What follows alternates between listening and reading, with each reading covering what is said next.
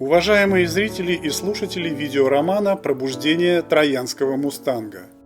Можете ли вы себе представить, что волна времени накатила на финляндский вокзал Петербурга 1917 года и унесла немецкий паровоз вместе с опломбированным ленинским вагоном на 100 лет вперед, до американского города Детройт в наши дни, правда, с другими пассажирами? Попутно плеснула мертвой водой на молодого Михаила Горбачева, соединив навек его дочь с нагловатым беспризорником.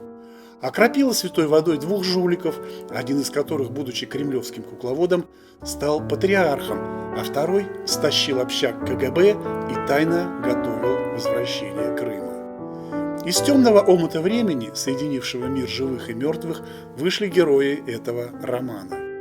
В интригах и авантюрах 20 века, которые они плели, выковывались события, происходящие в мире сегодня. Оказаться внутри игр руководителей спецслужб, звезд шоу-бизнеса и князя тьмы поможет эта книга, написанная в полной изоляции от общества, когда казалось, что все умрут.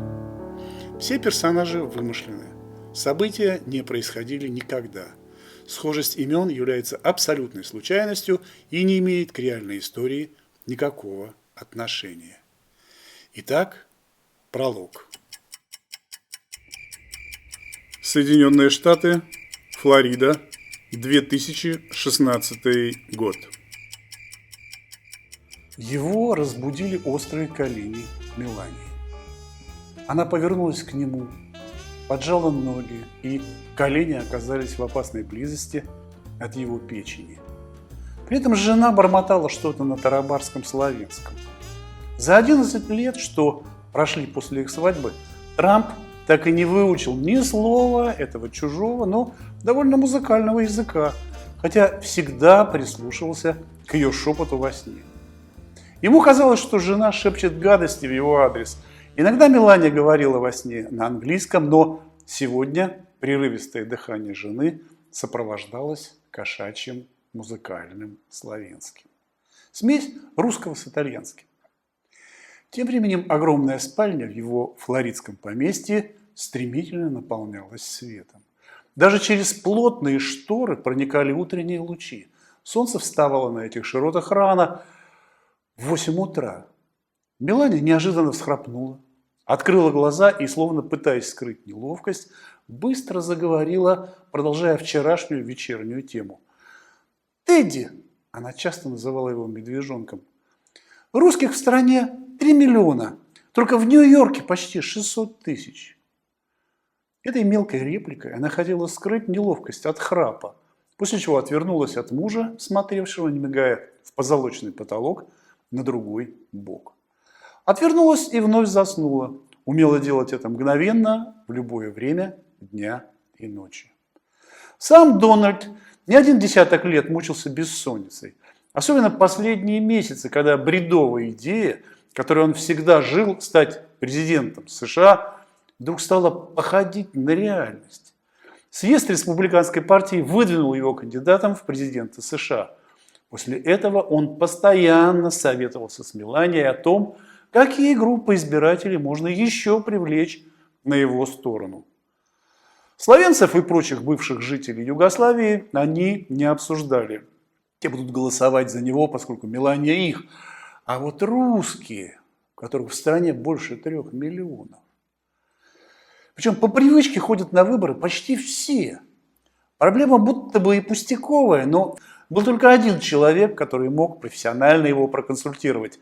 Это беглый генерал КГБ. Но тому уже за 80, скорее всего, давно пребывает в маразме. Авторитетного КГБшника посоветовала Мелании одна из ее русских подруг. В умершем четверть века назад в Советском Союзе тот едва не стал председателем КГБ. Его звали Олег Данилович Калугин. Тедди захрипел и тяжело вздохнул. Во рту, как всегда, под утро пересохло. Уровень влажности в спальне не отрегулировали, язык и гортань стали словно наждачная бумага.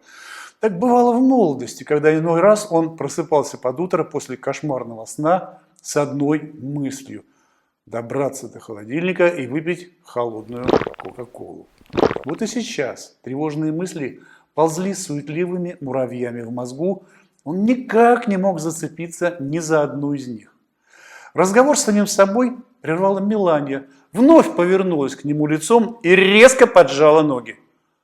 Удар острыми коленями по правому боку в районе печени окончательно вывел его из себя. Трамп опустил ноги на пол и зашаркал шлепанцами в ванную. Это ж надо пустить на ветер 45 миллионов баксов на свадьбу, чтобы получить по печени чуть не каждую ночь. Одним словом, новый день начинался плохо. Он в который раз пожалел, что 11 лет назад связался с длинноногой манекенщицей. Правда, когда они шли рядом по очередной красной ковровой дорожке, многие ему завидовали. Но сколько раз по ночам, даже во время сна, Трамп получал от нее жесткие удары по спине и по правому боку. Это одному богу известно. Миниатюрная японка или модная по нынешним временам китаянка были бы намного удобнее.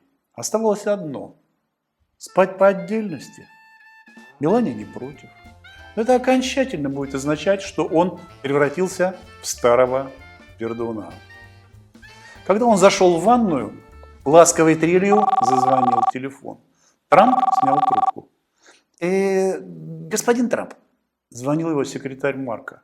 Он всегда безошибочно знал, что босс уже не спит и находится на расстоянии протянутой руки от телефонного аппарата, которых в доме стояло предостаточно. Трамп даже подозревал, что дом напичкан телекамерами, и Марко следит за ним 24 часа 7 дней в неделю. Я разыскал того русского, как просила вчера вечером ваша супруга. Какого черта, Марко? Какого нахрен русского? Она тебе платит или я, осел? Разве я просил об этом? Ты уволен! Трамп сел на край серой с черными прожилками карьерского мрамора ванной и вновь подумал, что день как начался плохо, таким и будет. В правом боку кольнуло. Уж не почку ли отбила Мелания 5 минут назад? Марко тем временем молчал, только громко сопел в трубку. Он никогда не признавал косяков и всегда находил, что ответить. Этим и был незаменим.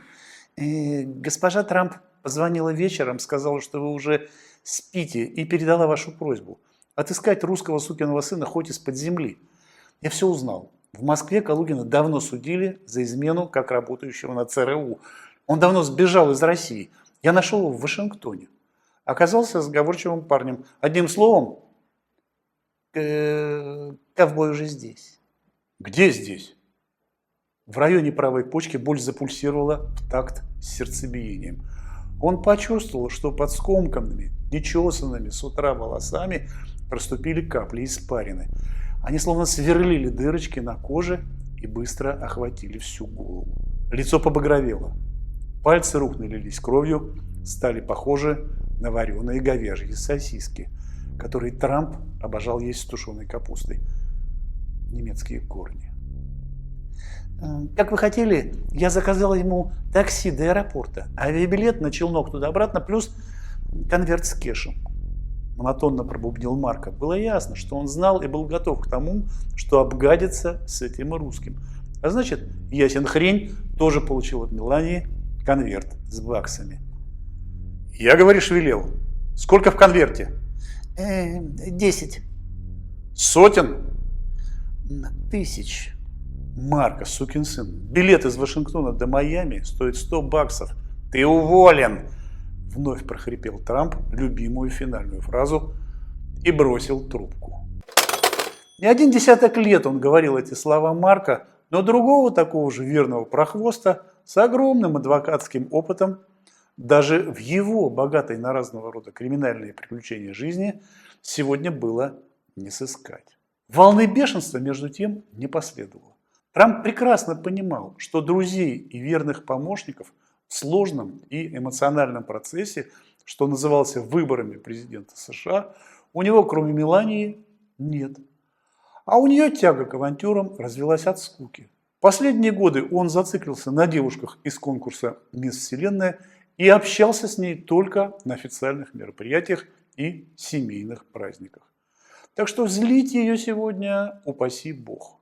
В конце концов, можно и поговорить с бывшим генералом КГБ, но так, чтобы об этом не узнал никто. Трамп поднял трубку телефона и, не спрашивая, слушает ли его Марко, спросил: «Кто об этом знает?» «Госпожа Трамп, вы и я, плюс его московский друг, с которым он пил виски в Вашингтоне, когда я ему позвонил». Марко давно усвоил повадки хозяина и не отходил от телефона в своем кабинете спальни флоридского имения Трампа. Парень казался с юмором. Прилетел в 2 ночи с бородой и усами, и из аэропорта добрались на такси, чтобы не светить ваших автомобилей. Русский спит в доме садовника. Трамп посмотрел на часы. Они висели в доме повсюду. Было 8 утра. «Марко!» Трамп тяжело вздохнул, задумался на секунду и вытянул вперед нижнюю губу точно так, как его копировал этот завистливый комик Алек Болдуин, и медленно произнес: «Иду к нему. Пусть садовник сварит кофе и сделает пару бутербродов. Когда встреча закончится и я выйду, вызови такси и отправь его в Орландо. Пусть улетит не из Майами». Его сын Бэрон еще спал, как и его мать. Трамп решил не рисковать и отправиться в дом садовника на гольф-каре с парусиновой крышей. Но сначала достал из кармана халата мобильник, вошел на свою страницу в Твиттере и написал: «Заслуживающий чрезвычайного доверия источник позвонил в мой офис и сообщил, что свидетельство о рождении Барака Обамы – это подделка». Сразу стало легче, но лишь на мгновение. Утреннее небо не разродилось ни одним облачком. Ему вдруг показалось, что все разведывательные спутники США, России и Китая нацелены своими телескопами на его виллу и его красную сонную рожу. Трамп физически ощутил щелчки затворов фотоаппаратов, которые слышал миллионы раз за свою жизнь и как будто привык. Но сегодня он в самом деле крупно рисковал. Если в эфир просочится хоть одна, даже размытая фотография с русским генералом КГБ, все будет кончено. Хиллари и ее банда спалят его за один день. И ради чего? Чтобы получить совет, как понравится русским Нью-Йорка, которые почти поголовно даже английского языка не знали. Точно так же, как индусы, китайцы, албанцы и прочие иммигранты. Они жили своим сообществом в строго определенных кварталах, носа не показывая сопредельные территории. Трамп бывал когда-то в нью-йоркском районе Брайтон-Бич, в ресторане «Одесса». Было это лет 30 назад, когда здесь обосновались иммигранты из Советского Союза, чтобы посмотреть на живых коммунистов. Для всех это было развлечением. Особенно привлекали его красивые молодые еврейки, которых американцы, как и всех прибывших из СССР, считали русскими. Но когда это было? Там уже и 30 лет назад, и сейчас иммигранты из Советского Союза с их повзрослевшими детьми традиционно голосовали за республиканцев, то есть за партию Трампа. Зачем ему понравиться этим людям? «Чертова баба», — вновь подумал он о жене, а ноги уже несли его в пристройку к особняку, где под навесом стояли пара десятков гольф-каров для доставки его и его гостей на поле с такими любимыми лунками. Оно было здесь же. Трамп успел предупредить Марко, чтобы охрана, а она была рассредоточена по всему периметру усадьбы, не особо светилась этим утром. Пусть отслеживает только внешний контур. К тому же Марко придумал для гостя правдоподобную легенду. Мол, приехал партийный активист, чтобы рассказать о настроениях среди низовых членов партии в Штатах на восточном побережье. Таких кандидатов в президенты США приезжали во Флориду десятки. Штаб штабом и опросы опросами, но о настроениях в низах могли рассказать только никому неизвестные старые партийцы. Озабоченный Тедди влез в ближайший гольф-кар, поднял парусиновый вверх и нажал педаль акселератора. Электромобиль не тронулся. Аккумулятор давно не заряжали. Он перешел в другой, затем в третий, четвертый, и только пятый автомобиль мягко тронулся с места, выкатился из-под навеса на дорожку. Утреннее солнце ослепило его. Эффект добавили солнечные лучи, что преломлялись в тысячах капель воды на листьях кустов после ночной поливки и отражались от стекол дома. Кровь вновь шарахнула по мозгам. Он не поднял парусиновый верх гольф-кара и физически ощутил автоматическую фокусировку фотокамер спутников на своем лице. Трамп инстинктивно прикрылся руками, как иной раз делал это, видя, что его скрытно фотографируют папарацци. Затем резко отбросил парусиновый верх кара в рабочее верхнее положение и повернул игрушечную машинку в сторону, противоположную домику садовника. Земельный участок, где располагалось поместье Трампов, был так размечен и перерезан дорожками, что куда бы ни шли гости или хозяева, и куда бы они ни ехали на электромобильчиках, они передвигались строго по кругу. Поэтому, как не хотелось хозяину дома скрыться под кронами деревьев, он все равно оказывался перед развилкой, один из лучей которой вел как раз в строение, где прятался бывший генерал КГБ Олег Калугин. Тедди медленно подкатил к домику. Из входной двери тут же вышел Марко. «Ты сукин сын!» – прошипел Трамп и прикусил в порыве злобы правую щеку. «Собирай чертовы шмотки и проваливай». «Уже собрал», – проговорил Марко, быстро подошел к машинке и помог Трампу подняться на крыльцо садовничьего домика. Точка остановки машинки была скрыта от ненавистных спутников высокими кронами деревьев. Это дало хоть какое-то облегчение. Марко быстро вернулся к гольф-кару и не спеша уехал по дорожке в сторону большого дома. «Ну вот и приехали», – с облегчением подумал хозяин поместья перед тем, как открыть входную дверь. Но тот, кого он увидел внутри дома, сначала заставил его застыть на месте, потом едва не броситься, сломя голову прочь. С продавленного дивана ему навстречу поднялся человек, как две капли воды, похожий на Збигнева Бжезинского, главного советолога США, главного русофоба и теоретика расчленения Советского Союза на 15 отдельных государств. «Господин Трамп», – с заметным русским акцентом заговорил старик, – «меня зовут Олег Калугин, я бывший генерал КГБ СССР. Вижу, вы чем-то испуганы. Меня в самом деле часто путают со Збигом Бжезинским, моим хорошим другом, но ему уже 89 лет, и он безвылазно сидит дома, а мне всего 82. И я в своем уме и твердой памяти». Трамп неоднократно встречался и даже когда-то дружил с Бжезинским. То, как русский был на него похож, говорило лишь о чудесах природы. Збиг и вправду не показывался на людях уже лет 10. Не мог не то что ходить, даже не говорил. Глядя в глаза сухонькому старикашке, Трамп подошел к нему, протянул руку и сжал его маленькую ладонь. Он был на голову выше Калугина, и чтобы рассмотреть его лицо, отодвинул руку вместе с генералом. Ладонь старика была сухой, без мокрой и холодной потливости. Не выпуская его руку, он разглядывал вблизи этого русского перебежчика, давно ставшего гражданином США. Волосы на его голове были явно свои. Калугин не облысел, как большинство современных мужчин. Мешки под глазами выдавали склонность к спиртному, хотя этот грех мог давно остаться в прошлом. А вот ресниц почти не осталось. Тедди всегда профессионально разглядывал ресницы и только потом все, что было ниже. Калугин плотно зажимал губы, отчего они казались ниточками, как и у его двойника Бжезинского. На его левой щеке остались следы клея от бутафорской бороды, но общий вид лица вызывал уважение. Калугин был чисто выбрит, как и положено мужчине. Еще одну деталь Трамп искал в тех, с кем знакомился – состояние шеи в районе КДК. Это место у мужчин старше 60 самое проблемное. Складки кожи мешают побрить их хорошо. У многих стариков здесь фрагменты и даже кусты 3-4-дневной щетины, что делает их похожими на неощипанных петухов. У Калугина это просматривалось в полной мере.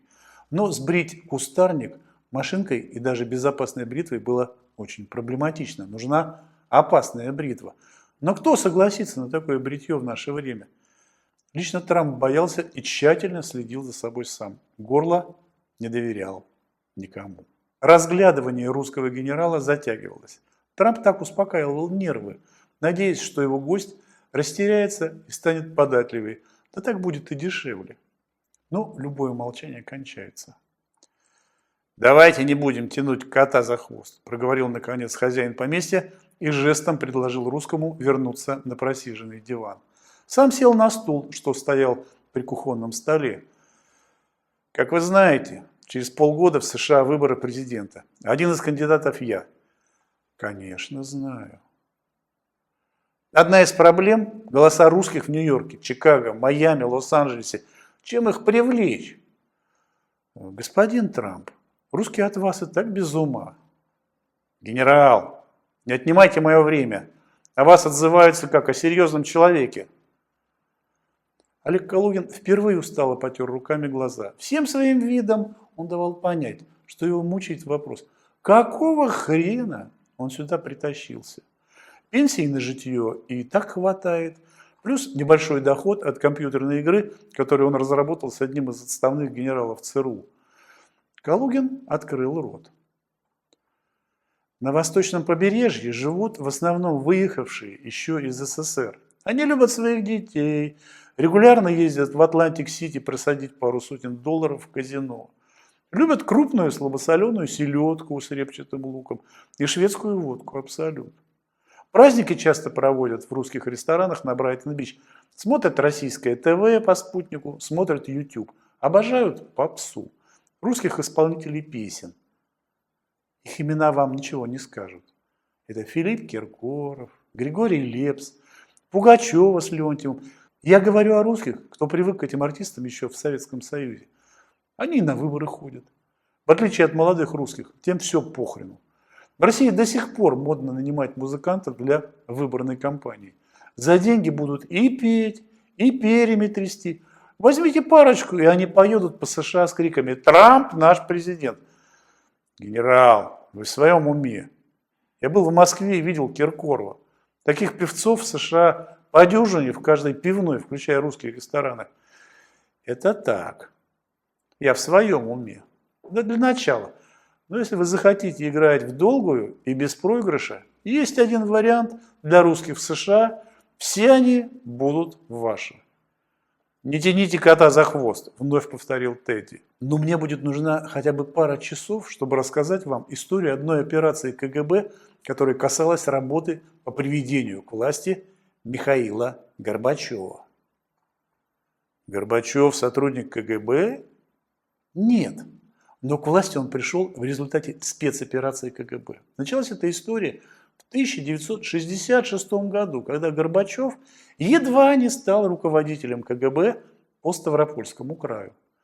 Продолжилась она в 1969 году, когда председатель КГБ Андропов хотел назначить его своим заместителем. Откуда вы все это знаете? И какого черта мне Горбачев? В начале 60-х годов я был на стажировке в США, где подружился с прекрасными и добрыми американцами. Благодаря им я сегодня здесь.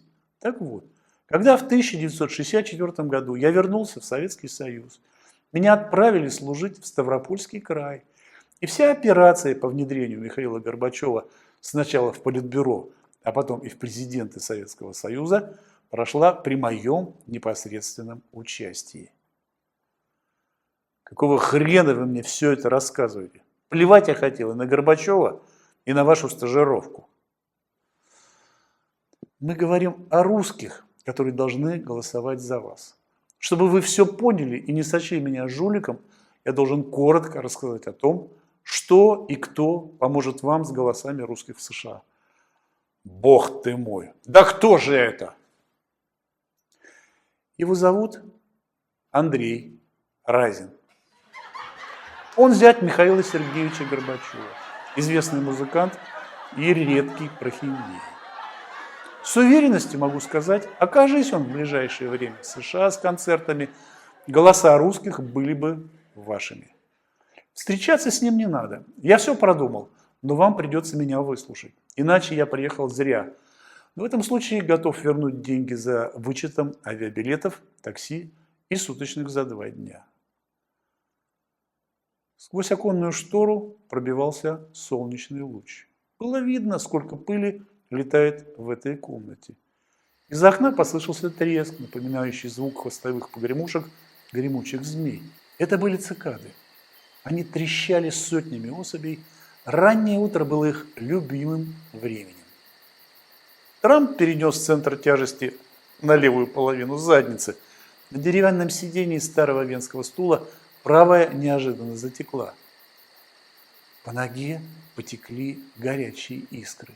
Но он не стал вскакивать, чтобы размять ноги. Думал. Уж больно подозрительной была хитрая лисья морда русского генерала. К тому же Калугин не скрывал, что уже 56 лет работал на ЦРУ, где Трампа считали национальной бедой Соединенных Штатов. Тедди поднял глаза на генерала, остановил взгляд на его лице. Глаза Калугина, начисто лишенные ресниц, смотрели спокойно, не мигая. Мало того, ему показалось, что зрачки глаз русского вытянулись сверху вниз узкими черными щелочками с золотой искрой посередине. А вместо привычных белков глазного яблока выпирали причудливые полусферы серо-зеленого перелива. Трамп слегка тряхнул головой, словно отгоняя наваждение. Вновь перенес центр тяжести на правую ягодицу. Сейчас 8:15 утра. В 9:00 вы отсюда уедете в аэропорт Орландо. Я больше никогда о вас не услышу. Обо мне не услышите. Калугин сглотнул слюну, отчего острый кадык натужно переместился к основанию черепа и вернулся на место. При этом кустарник невыбритой щетины вспучился вместе с дряблой кожей шеи и вновь замер. Зеленоватый с желтой иглой посередине, зрачки глаз просверлили мозг Трампа. Ему стало вновь не по себе. Он вновь сменил опорную ягодицу на жестком стуле. Итак, было лето 1972 года.